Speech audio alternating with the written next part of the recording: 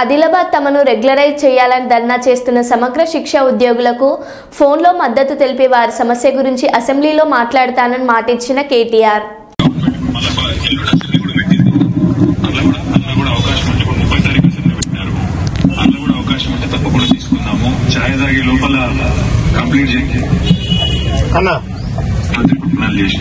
వాళ్ళందరికీ మీరు గట్టిగా ధైర్యం చెప్పండి, అందరికి అండగా ఉండండి.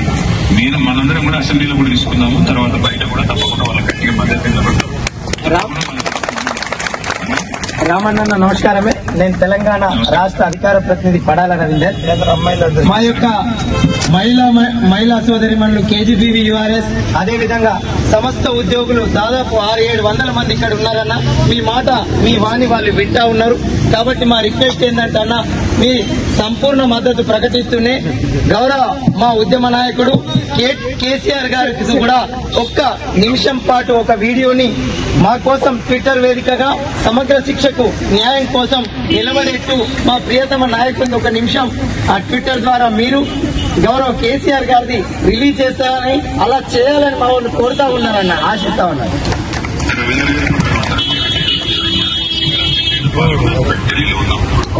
తప్పకుండా నేను తిరిగి వచ్చిన తర్వాత మా నైల్ యాదవ్ గారితో కూడా నేను కోఆర్డినేట్ చేస్తాను, జోగురామన్న సార్తో కూడా నేను కోఆర్డినేట్ చేస్తాను.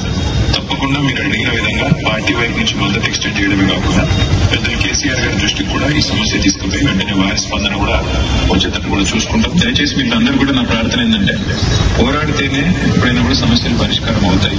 మీరు అడిగేదేమి కూడా కొత్తది కాదు, మీరు అడిగేదేమి కూడా మీరు మీ అంతటా మీరుగా ఈ రోజు కొత్తగా లేవనైతే సమస్య కాదు.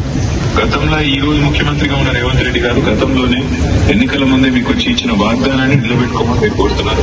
తప్పకుండా మీ కోరికలో న్యాయం